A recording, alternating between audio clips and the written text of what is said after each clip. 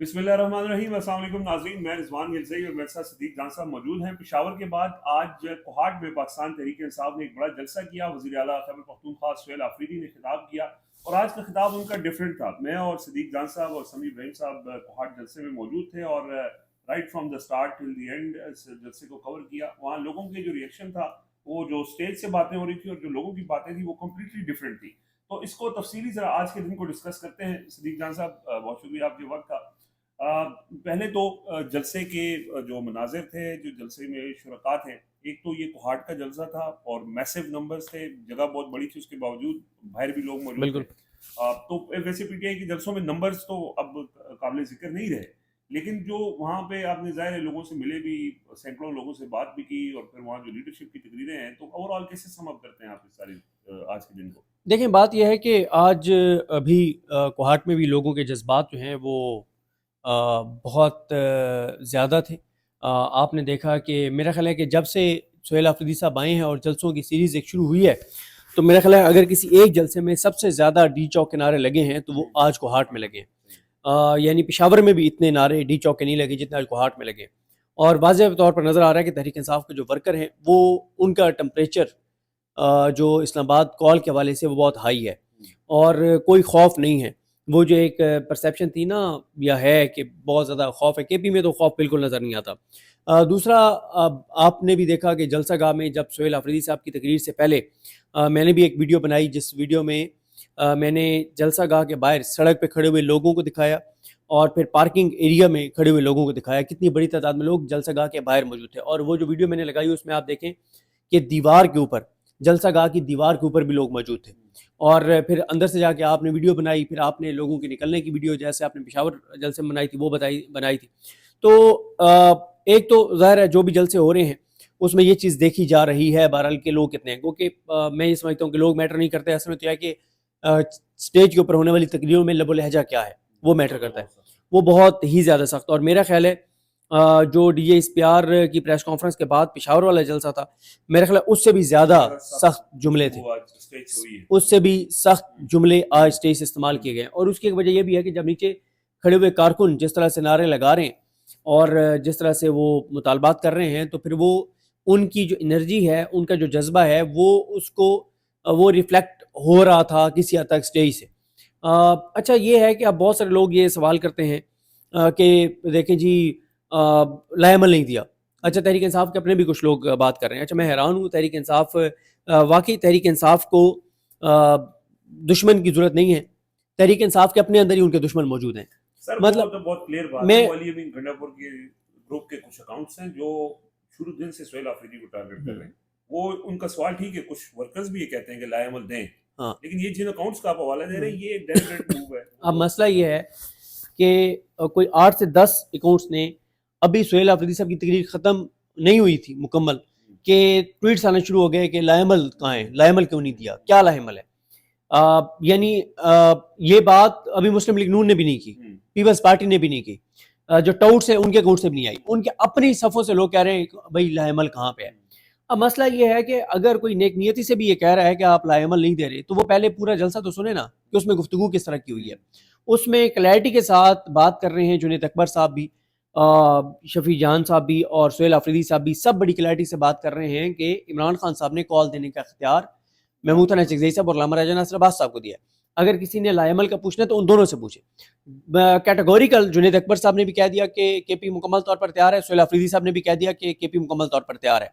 बाकी गवर्नर राज के वाले से उन्होंने अनाउंस कर दिया कि अगर गवर्नर राज लगेगा तो कोई मुशावरती मीटिंग नहीं होगी, बल्कि उन्होंने गवर्नर हाउस की गिराव की कॉल दे दिया। बल्कि ये भी कहा गया है कि जो भी इस वक्त ऐसे लोग हैं जो मैटर करने वाले हैं, जो गवर्नर राज में हिस्सा बनेंगे, वो अपने घरों से ना निकलने पाए। तो गवर्नर राज के हवाले से तो आप कह सकते हैं कि लाएमल उन्होंने दे दिया। इसमें जुनैद अकबर की गुफ्तगू बड़ी अहम इस हवाले से थी कि उन्होंने कहा कि हम सुहेल आफरीदी की गैर मशरूत तौर पर उसके साथ खड़े हैं। यानी कुछ कोशिशें हो रही थी सुहेल आफरीदी के हवाले से, पार्टी के अंदर इख्तलाफात की खबरें भी सामने आई और हाँ जी, खबरें चलवाई भी गई और एक तासर बनाया गया कि शायद वहाँ पे कोई उनके दरमियान डिफरेंसेस हैं, लेकिन ये ऐलान उनकी तरफ से कि घिराव किया जाए, तो इसका मतलब है कि इस मामले में तो कम से कम वो इकट्ठे हैं। बिल्कुल इस मामले में भी इकट्ठे हैं और इसमें भी इकट्ठे हैं कि सुहेल आफरीदी साहब ने आज जिक्र भी किया। और मैं بڑی ڈیٹیل سے جو سہیل آفریدی صاحب، علامہ راجہ ناصر عباس اور محمود ثناء چکزئی صاحب کے درمیان ہونے والی میٹنگ ہے، اس کی اندرونی کہانی میں مکمل طور پر بیان کر چکا ہوں. میں نے میں خیال کو آدھے گھنٹے کا بلاگ کیا تھا. میں نے ایک چیز بتائی تھی کہ اس میٹنگ میں کیا ہوا ہے، اور میں نے اس میں یہی خبر دی تھی کہ سہیل آفریدی نے ان کو کہہ دیا ہے کہ ہم مکمل طور پر تیار ہیں، آپ ہمیں کہیں گے کہ آپ کے پاس 24 گھنٹے کا وقت ہے، آپ نے ڈی چوک پہنچنا تو ہم تیار ہیں. تو بھائی اور کیا مطلب، اب دیکھیں نا کہ کچھ پی ٹی آئی کے اپنے سوشل میڈیا کے اوپر اکاؤنٹس جو ہیں وہ چاہتے ہیں کہ سہیل آفریدی جو ہے نا وہ فوری طور پہ ڈی چوک کی کال دے دے. بھائی جب عمران خان نے منع کیا ہوا کہ آپ نے بھی ڈی چوک کی کال نہیں دینی، جب عمران خان کی بہن نورین نیازی صاحبہ کہہ رہی ہیں کہ عمران خان نے روکا کہ گولی چلے گی، کوئی کال نہیں دی، تو آپ بجائے اس کے کہ آپ اس تقریر میں جو ہونے والی اہم چیزیں ہیں ان کو آپ ہائی لائٹ کرتے ہیں، اپنی صفوں سے لوگ کہہ رہے ہیں لائمل نہیں دیا. اس کا مطلب ہے کہ انہوں نے جلسہ پورا سنا ہی نہیں ہے. ٹھیک ہے، تو اگر میں کہہ رہا ہوں کہ نیک نیتی سے بھی کر رہا ہے کوئی، تو پھر ایسے کچھ ورکرز جینوئن ورکرز کا یہ خیال ضرور ہے. مطلب آپ لوگوں سے بات کریں تو لوگ کہہ رہے تھے لائمل ڈی چوک والے کیوں کہہ رہے ہیں کہ بھائی لائمل دو ہم تیار ہیں، لیکن اس کے پیچھے وجہ کیا ہے؟ وہ وجہ تو دیکھیں نا، عمران خان صاحب کیٹیگوریکل ان کا بیان ایک آ چکا، ان کی بہن نورین نیاز صاحبہ بتا چکی ہیں جو اے این اے کو انہوں نے انٹرویو دیا کہ عمران خان نے کہا کہ گولیاں ماریں گے. اور یہ کچھ مطلب مسئلہ یہ ہے کہ ایک ورکر ہے، اس کے تو ٹویٹر پہ وہ 10 ٹویٹس کر دے گا کہ لائمل دو، لائمل نہیں دے رہے، لیکن اس کو یہ اندازہ ہے کہ جب بھی لائمل دیا جائے گا اور کال دی جائے گی تو لاکھوں لوگوں کی زندگیوں کا بوجھ کس کے کندھوں پر ہوگا؟ عمران خان اور اس قیادت کے کندھوں پر ہوگا جو کال دیں گے. لوگوں کی جانیں جائیں گی، خدا نہ خواستہ جائیں گی، تو وہ ان کے اوپر ایک بوجھ ہوگا. اور یہی وجہ عمران خان نے کال دی تھی، ورنہ دے دیتے نا. 4 اکتوبر کو ملاقات ہوئی، پھر اس کے بعد 29 اکتوبر کو ملاقات ہوئی. بالکل کال دے دیتے نہیں دی انہوں نے. اور وہ کال انہوں نے اس لیے، اور پھر جو علامہ راجہ ناصر عباس صاحب، محمود ثناء چکزئی صاحب اور سہیل آفریدی صاحب کی ایک ملاقات ہوئی تھی اڈیالہ کے باہر، جب جمعرات اور جمعے کی درمیانی رات انہوں نے دھرنا دیا تھا. ادھر جو ملاقات ہوئی تھی اس کی بھی میں نے اندرونی کہانی ساری بتائی تھی، ٹویٹس بھی میرے موجود ہیں. اس میں ایک پی ٹی آئی کی خاتون رہنما ہیں، انہوں نے اس میٹنگ میں یہ کہا کہ میں آپ کو کیٹیگوریکل یہ بتانا چاہتی ہوں کہ عمران خان کے حکم کی حکمت دولی ہو گئی ہے، عمران خان کے حکم پہ عمل نہیں ہوا، اور عمران خان نے حکم دیا تھا کہ اگر 15 نومبر تک مجھ سے ملاقات نہیں کروائی جاتی آپ نے کال دے دینی ہے. میں آپ کو بار بار بتا رہی ہوں کہ عمران خان کی بات پہ عمل درآمد نہیں ہوا، پھر نہ کہنا کہ میں نے بتایا نہیں تھا. میں نے پھر چیک کیا سہیل آفریدی صاحب کے قریبی لوگوں سے، میں نے کہا، انہوں نے کہا کہ سہیل آفریدی صاحب کو پہلے بھی یہ بات ان تک پہنچی تھی کہ عمران خان صاحب نے کہا کہ 15 نومبر تک مجھ سے ملاقات نہیں کراتی تو آپ نے کال دے دینی ہے. تو سہیل آفریدی نے علیمہ خانم صاحبہ سے پوچھا، عظمیٰ خان صاحبہ سے پوچھا، نورین نیازی صاحبہ سے پوچھا، انہوں نے کہا ایسی کوئی بات نہیں ہے. سلمان راجہ صاحب سے پوچھا، انہوں نے کہا ایسی کوئی بات نہیں ہے. اور پھر جب بہنوں کی 2 دسمبر کو ملاقات ہوئی عمران خان صاحب سے تو انہوں نے کوئی ایسی بات نہیں کہ بہن کی ملاقات ہوئی. اس کا مطلب یہ ہے کہ خان صاحب نے نہیں کہا تھا، ورنہ خان صاحب کہتے ہیں نا نہیں ٹھیک ہے، تو خان صاحب کال نہیں دے رہے. تو اس لیے میں سمجھتا ہوں کہ پی ٹی آئی نے کیرٹ اینڈ اسٹک دونوں چیزیں سامنے رکھ رہی ہے. انہوں نے کیا کہا سہیل آفریدی نے کہ عمران خان نے کال دینے اور مذاکرات دونوں اختیار جو ہے وہ محمود ثناء چکزئی اور علامہ راجہ ناصر عباس کو دی. انہوں نے کہا کہ میں نے ان کو یقین دہانی کرا دی ہے، آج پھر اسٹیج سے ان کو پیغام دیتا ہوں کہ ہم تیار ہیں، آپ دیں کال. تو اگر تو لائے عمل سے مراد آپ کا ڈی چوک ہے تو اس وقت تحریک انصاف کے اندر میں آپ کو ایک چیز عرض کروں کہ تحریک انصاف کے اندر جو لوگ یہ کہہ رہے ہیں کہ فوری طور پہ ڈی چوک پہنچیں، ان کے بارے میں تحریک انصاف کے اندر تاثر یہ ہے کہ وہ کسی کے ہاتھوں میں کھیل رہے ہیں، اور ان کے بارے میں یہ تاثر ہے کہ وہ کسی کے ایجنڈے پہ کام کر رہے ہیں. کیونکہ حکومت یہ خود پرووک کر رہی ہے کہ پی ٹی آئی نکلے حکومتی وزراء نے خود بھی یہ کہا نکلے ڈی چوک آئیں، اور تاکہ مرید کے اور ڈی چوک جیسا 26 نومبر جیسا سانحہ کیا جا سکے. اور کیونکہ ایک ایسے وقت میں جب امریکہ کے ساتھ اس وقت سب سے زیادہ دنیا میں اسرائیل کے بعد اگر کوئی حکومت یا ملک کو قریب، ملک تو آپ نہیں کہہ سکتے، اس کی وجہ یہ ہے کہ یہ لوگ ملک کو ریپرزینٹ نہیں کرتے، عوام ملک تو عوام کا ہے نا، ہمارا ہے.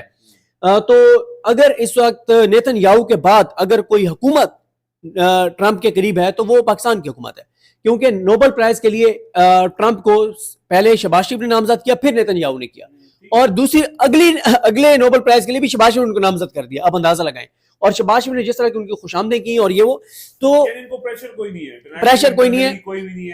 کوئی نہیں ہے. امریکہ کو پاکستان کی ضرورت ہے، ابراہیم ایکارڈ، ان چیزوں کے اوپر کچھ لوگوں کا یہ خیال ہے کہ جان بوجھ کے تحریک انصاف کو پرووک کیا جا رہا ہے کہ تاکہ تحریک انصاف ڈی چوک آئے، دوبارہ گولی چلے اور سہیل آفریدی بھی فارغ ہو جائیں. ٹھیک ہے، تو لیکن علامہ راجہ ناصر عباس صاحب اور محمود ثناء چکزئی صاحب کا خیال یہ ہے کہ اس بار ہم نے جو ہے وہ کچے پاؤں نہیں رکھنے، غلطی کا موقع نہیں دینا. اور ان کا پلان جو بن رہا ہے نا وہ یہ بن بھی نہیں رہا ڈی چوک والا.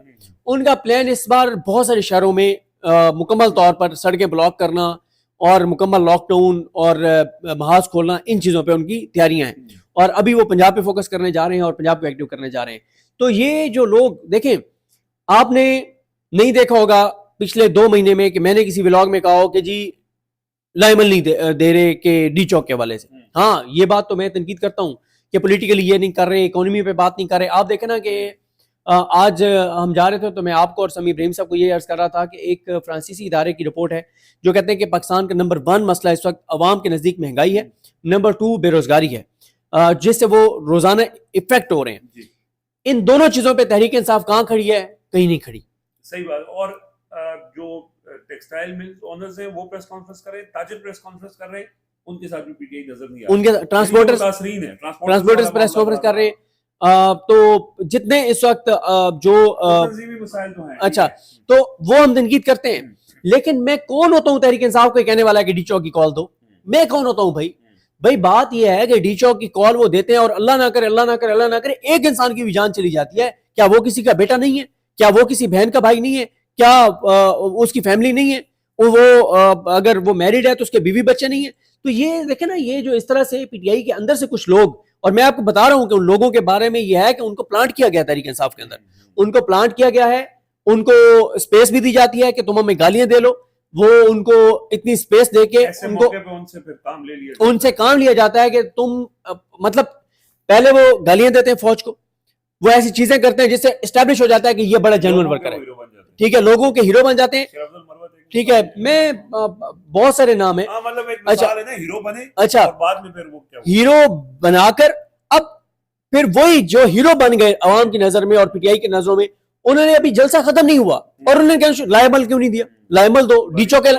بھائی آپ یہ بات جب وہ کیٹیگوریکل کہہ رہے ہیں کہ یہ اعلان جو ہے وہ عمران خان صاحب کی بہنیں کیوں نہیں بیان دیتی ایسا کوئی کہ کچھ نہیں ہو رہا؟ سہیل آفریدی کچھ، عمران خان صاحب کا جو لاسٹ پیغام ہے سہیل آفریدی کے بارے میں وہ کیا ہے؟ یہ ٹویٹ تھی نا کہ لائمل نہیں دیا، یہ کس کے خلاف تھا؟ سہیل آفریدی کے خلاف تھا. اس سہیل آفریدی کے بارے میں جس کے بارے میں عمران خان کا لاسٹ ٹویٹ موجود ہے، جس میں عمران خان نے 4 بار اس کی تعریف کی ہے کہ وہ میرا سب سے بااعتماد کھلاڑی ہے، زبردست کھیل رہا ہے، میں اس کو سپورٹ کرتا ہوں. اور اگر وہ کال نہیں دے رہا تو ان کی بہنوں کو سب سے زیادہ مسئلہ ہونا چاہیے. ہاں، ان کی بہنوں کو مسئلہ ہونا چاہیے، خان صاحب کو مسئلہ ہونا چاہیے کہ وہ کال نہیں دے رہا. تو یہ اصل میں تحریک انصاف کو، جو اس وقت تحریک انصاف کو مسئلہ ہے وہ ان کا انٹرنل تنظیمی کرائسس، ان کا اندرونی جو میکنزم نہ ہونا، اندرونی طور پہ ایک نظم نہ ہونا، اندرونی لڑائیاں، ایک دوسرے کے ٹانگیں کھینچنا، ایک دوسرے پہ الزامات لگانا، اور پھر ان کے سوشل میڈیا کے اوپر وہ لوگ جنہوں نے پبلک میں یا پی ٹی آئی کے لوگوں میں اپنی ساکھ بنا لی ہے کہ بڑے جنون ہیں، اور پھر وہ اس طرح سے کہ جلسہ ختم نہیں ہوا اور یہ کہ جی سہیل آفریدی نے لائمل نہیں دیا. تو یہ وہ لوگ ہیں جن کے بارے میں پی ٹی آئی کے اندر یہی ہے کہ یہ پلانٹ کیے گئے اور یہ پلانٹ کر کے اور ان کو یہ مطلب کہا گیا، تو ایسے موقع کے لیے رکھا گیا. تو بہرحال یہ بات تو ہے کہ سہیل آفریدی پہ دباؤ بڑھ رہا ہے، اور آج شفیع اللہ جان نے تو یہ کہا کہ جی لوگ آپ کی طرف دیکھ رہے ہیں، سہیل آفریدی صاحب لوگ آپ کی طرف دیکھ رہے ہیں. بہت ڈسکس ہو رہی ہے اور ٹوٹس بہت زیادہ ٹویٹس کر رہے ہیں. دیکھیں بہت خطرناک جملے تھے شفیع جان، جنید اکبر، علی اصغر صاحب اور سہیل آفریدی کی تقریروں میں. بہت سخت تقریریں تھیں. باقی کیونکہ پشتوں میں موسٹلی تقریریں تھیں تو پشتوں میں آتی نہیں ہیں، یہ ہمارا ایک مسئلہ ہے، اور کوشش تو کر رہے ہیں لیکن ظاہر ابھی ٹائم لگے گا. تو بہرحال دباؤ سہیل آفریدی پر بڑھ رہا ہے. اور یہ جو اصل جو میں اس میں بات کرنا چاہتا تھا وہ یہی ہے کہ میں سمجھتا ہوں لائمل انہوں نے دے دیا، کلیئر لائمل دے دیا، ایک گورنر راج کے حوالے سے اور مارچ کے حوالے سے کہ ہم ڈی چوک کے لیے تیار ہیں. ہم تو یہ اس کے علاوہ لائمل کیا ہے؟ وہ بندوق لے رہے ہیں کہ یہ بندوق میں نے اٹھا لی، میں تیار ہوں، کیا کریں؟ تو یہ بہرحال ہے چیز. صحیح ہے جی، ایک اچھا پاور شو تھا، اور obviously وہاں پہ کوہاٹ میں شہریار آفریدی صاحب کا یہ حلقہ ہے، اور ساتھ جو آفتاب عالم اور داؤد کھٹک اور داؤد افریدی اور شفیع اللہ جان صاحب. شفیع اللہ جان صاحب نے ویسے بڑا امپریس کیا ہے جی، اس طرح کی انہوں نے گرو کیا ہے، ایوالو کیا ہے، میڈیا کو زبردست گفتگو کرتے ہیں، اور آج جو انہوں نے تقریر کی ہے وہ بڑی بالکل ایسے ہی ہے. میں ایک چیز شروع میں ذکر کرنا چاہ رہا تھا، یہ یار محمد نیازی جو ہیں یہ ڈیجیٹل میڈیا دیکھتے ہیں کہ بھی گورنمنٹ کا اور بڑے زبردست عمران خان کے کھلاڑی ہیں. انہوں نے ایک ٹویٹ کیا ہے اور یہ بہت امپورٹنٹ ہے، یہ شروع میں ذکر کرنا چاہیے، میں چلے اپنے بلاگ میں شروع میں ذکر کروں گا. وہ کہتے ہیں کہ پاکستان تحریک انصاف نے عمران خان کی قیادت میں صرف 10 سال 2013 سے 2022 میں کے پی میں 15 پبلک یونیورسٹیز قائم کی. 1947 سے اب تک خیبر پختونخوا میں کل 34 پبلک یونیورسٹیز بنی ہیں، جن میں سے تقریباً آدھی یعنی 15 یونیورسٹی صرف عمران خان کی حکومت میں قائم ہوئی. یہ وہ کام ہے جو ماضی کی تمام حکومتیں 66 برس میں کر سکیں، یعنی صرف 19 یونیورسٹیز. وہی عمران خان نے صرف 10 سالوں میں 15 نئی پبلک یونیورسٹیز بنا کر دکھایا. یہی وجہ ہے کہ کے پی کے عوام عمران خان کی دیوانی ہے اور اس پر تیسری دفعہ بھرپور اعتماد کیا ہے. انشاءاللہ یہ اعتماد قائم رہے گا. اس کی تفصیلات انشاءاللہ بہت جلد. Stay tune. یہ ہے 15 انڈر پاسز بناتے تو ترقی سے نہیں جاتی. ہاں، سریا ٹھونکتے اور سیمنٹ ٹھونکتے، بنتا. ہاں تو پھر پتہ چلتا. چلیں جی، یہاں اس وقت خیر پنجاب میں بہت زیادہ ترقی ہو رہی ہے. نئے پل، نئے انڈر پاسز، لائٹیں اور زبردست 83 ارب روپے کے صرف اسلام آباد میں پروجیکٹس منظور ہوئے ہیں اور 15% کے حساب سے اگر لگا لیں تو معاملہ کہاں جاتا ہے. بہرحال آج کوہاٹ کے جلسے کی ہم نے آپ کو اپڈیٹ دی ہے. مزید جو اپڈیٹس ہوں گی وہ شیئر کرتے رہیں گے. جلد دیجیے. اللہ حافظ.